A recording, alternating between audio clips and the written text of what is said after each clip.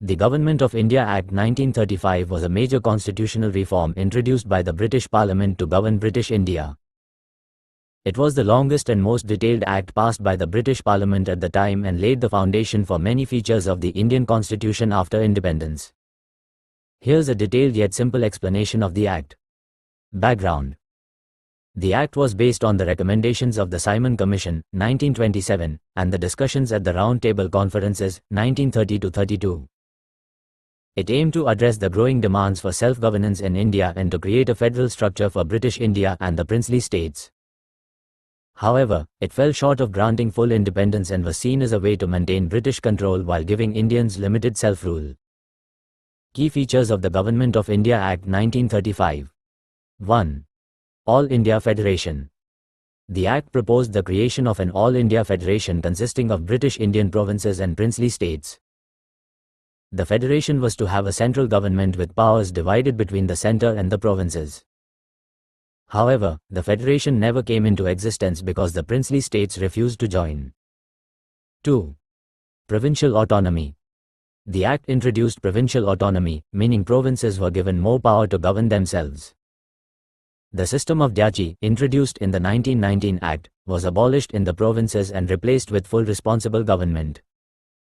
Provincial governments were given control over all provincial subjects, and ministers were responsible to the elected legislatures. 3. Dyachi at the centre. While Dyachi was removed from the provinces, it was introduced at the central level.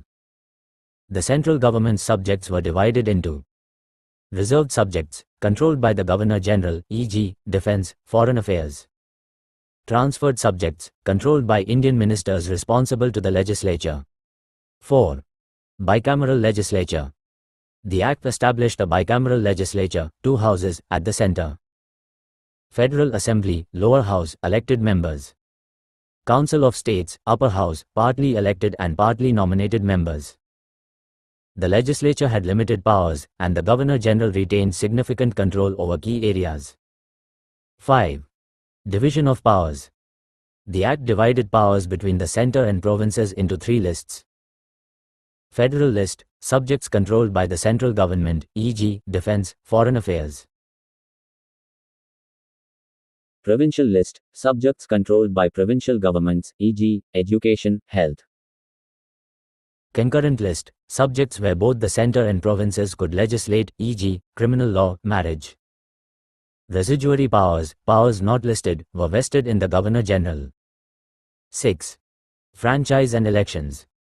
The Act expanded the franchise, right to vote, allowing about 10% of the population to vote. Separate electorates were maintained for different religious communities, Muslims, Sikhs, Christians, etc., which further deepened communal divisions. 7. Governor-General and Governors. The Governor-General, representing the British Crown, had extensive powers, including the ability to override the legislature and veto laws. Provincial governors also had significant powers, which limited the autonomy of provincial governments. 8. Federal Court. The Act established a federal court to resolve disputes between the centre and provinces and to interpret the constitution. However, appeals could still be made to the Privy Council in London. Impact and criticism. Positive aspects. It introduced provincial autonomy, giving Indians more control over provincial governance. It laid the foundation for a federal structure, which later influenced the Indian Constitution. It expanded the franchise, allowing more Indians to participate in elections. Negative aspects. The All India Federation failed to materialize because princely states refused to join. The Act did not grant full independence or dominion status to India. The Governor-General and Governors retained significant powers, limiting the effectiveness of self-governance. Separate electorates for religious communities deepened communal divisions and sowed the seeds for partition. Conclusion. The Government of India Act 1935 was a significant step toward constitutional reforms in India. It introduced provincial autonomy, a federal structure, and expanded the franchise. However, it fell short of Indian aspirations for full independence and was criticized for maintaining British control and deepening communal divisions. Despite its limitations, many features of the Act were incorporated into the Indian Constitution of 1950 after independence. This act was a turning point in India's constitutional development, paving the way for future self-governance and independence. 1935 का भारत सरकार अधिनियम British संसद द्वारा पारित एक महत्वपूर्ण संवैधानिक सुधार था जिसका उद्देश्य भारत में शासन व्यवस्था को बदलना था। यह अधिनियम ब्रिटिश संसद द्वारा पारित सबसे लंबा और विस्तृत कानून था और इसने भारत के संविधान की कई विशेषताओं की नींव रखी। यहाँ इस अधिनियम का सरल और विस्तृत विवरण दिया गया है। पृष्ठभूमि: यह अधिनियम साइमन कमीशन 1927 की सिफारिशों और गोलमेज सम्मेलनों 1932 की चर्चाओं पर आधारित था।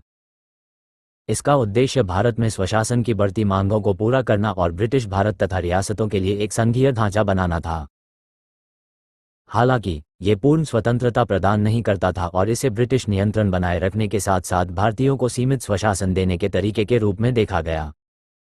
1935 के भारत सरकार अधिनियम की मुख्य विशेषताएं: 1. अखिल भारतीय संघ। इस अधिनियम ने ब्रिटिश भारत के प्रांतों और रियासतों को मिलाकर एक अखिल भारतीय संघ बनाने का प्रस्ताव रखा।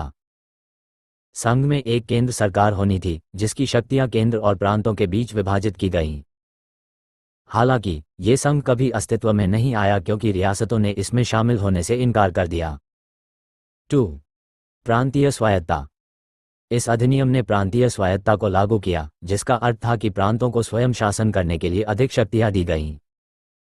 प्रांतों में द्वैध शासन 1919 के अधिनियम में शुरू किया गया को समाप्त कर दिया गया और इसे पूर्ण उत्तरदायी सरकार से बदल दिया गया। प्रांतीय सरकारों को सभी प्रांतीय विषयों पर नियंत्रण दिया गया और मंत्री विधानसभाओं के प्रति उत्तरदायी थे। 3. केंद्र में द्वैध शासन। जहां प्रांतों में द्वैध शासन को समाप्त कर दिया गया वहीं इसे केंद्र सरकार में लागू किया गया। केंद्र सरकार के विषयों को 2 भागों में बांटा गया। आरक्षित विषय गवर्नर जनरल द्वारा नियंत्रित जैसे रक्षा, विदेश मामले। हस्तांतरित विषय विधानमंडल के प्रति उत्तरदायी भारतीय मंत्रियों द्वारा नियंत्रित। 4. द्विसदनीय विधानमंडल। इस अधिनियम ने केंद्र में एक द्विसदनीय विधानमंडल 2 सदन स्थापित किया। संघीय सभा निचला सदन चुने हुए सदस्य। राज्य परिषद ऊपरी सदन आंशिक रूप से चुने हुए और आंशिक रूप से नामित सदस्य। विधानमंडल की शक्तियां सीमित थीं और गवर्नर जनरल ने महत्वपूर्ण क्षेत्रों पर नियंत्रण बनाए रखा। 5. शक्तियों का विभाजन। इस अधिनियम ने केंद्र और प्रांतों के बीच शक्तियों को 3 सूचियों में विभाजित किया। संघीय सूची केंद्र सरकार द्वारा नियंत्रित विषय जैसे रक्षा, विदेश मामले। प्रांतीय सूची प्रांतीय सरकारों द्वारा नियंत्रित विषय जैसे शिक्षा, स्वास्थ्य। समवर्ती सूची वे विषय जिन पर केंद्र और प्रांत दोनों कानून बना सकते थे जैसे आपराधिक कानून, विवाह। अवशिष्ट शक्तियां जो सूची में नहीं थीं गवर्नर जनरल के पास थीं। 6. मताधिकार और चुनाव। इस अधिनियम ने मताधिकार वोट देने का अधिकार का विस्तार किया जिससे लगभग 10% जनसंख्या को वोट देने का अधिकार मिला। अलग अलग धार्मिक समुदायों मुसलमान, सिख, ईसाई आदि के लिए अलग निर्वाचक मंडल बनाए गए जिससे सांप्रदायिक विभाजन और गहरा हो गया। 7. गवर्नर जनरल और गवर्नर। गवर्नर जनरल ब्रिटिश ताज का प्रतिनिधि के पास व्यापक शक्तियां थीं जिसमें विधानमंडल को ओवरराइड करने और कानूनों को वीटो करने की शक्ति शामिल थी। प्रांतीय गवर्नरों के पास भी महत्वपूर्ण शक्तियां थीं जिससे प्रांतीय सरकारों की स्वायत्ता सीमित हो गई। 8. संघीय न्यायालय। इस अधिनियम ने केंद्र और प्रांतों के बीच विवादों को सुलझाने और संविधान की व्याख्या करने के लिए एक संघीय न्यायालय स्थापित किया। हालांकि लंदन में प्रिवी काउंसिल में अपील की जा सकती थी। प्रभाव और आलोचना। सकारात्मक पहलू इसने प्रांतीय स्वायत्ता को लागू किया जिससे भारतीयों को प्रांतीय शासन पर अधिक नियंत्रण मिला। इसने एक संघीय ढांचे की नींव रखी जिसने बाद में भारतीय संविधान को प्रभावित किया। इसने मताधिकार का विस्तार किया जिससे अधिक भारतीयों को चुनावों में भाग लेने का अवसर मिला। नकारात्मक पहलू अखिल भारतीय संघ कभी अस्तित्व में नहीं आया क्योंकि रियासतों ने इसमें शामिल होने से इनकार कर दिया। यह अधिनियम भारत को पूर्ण स्वतंत्रता या डोमिनियन स्टेटस नहीं देता था। गवर्नर जनरल और गवर्नरों के पास महत्वपूर्ण शक्तियां थीं जिससे स्वशासन की प्रभावशीलता सीमित हो गई। धार्मिक समुदायों के लिए अलग निर्वाचक मंडल ने सांप्रदायिक विभाजन को गहरा किया और विभाजन के बीज बोए। निष्कर्ष 1935 का भारत सरकार अधिनियम भारत में संवैधानिक सुधारों की दिशा में एक महत्वपूर्ण कदम था। इसने प्रांतीय स्वायत्तता, संघीय ढांचा और मताधिकार का विस्तार किया। हालांकि यह भारतीयों की पूर्ण स्वतंत्रता की आकांक्षाओं को पूरा नहीं करता था और इसे ब्रिटिश नियंत्रण बनाए रखने और सांप्रदायिक विभाजन को गहरा करने के लिए आलोचना का सामना करना पड़ा। इसके बावजूद इस अधिनियम की कई विशेषताएं 1950 के भारतीय संविधान में शामिल की गईं। यह अधिनियम भारत के संवैधानिक विकास में एक महत्वपूर्ण मोड़ था, जिसने भविष्य में स्वशासन और स्वतंत्रता का मार्ग प्रशस्त किया।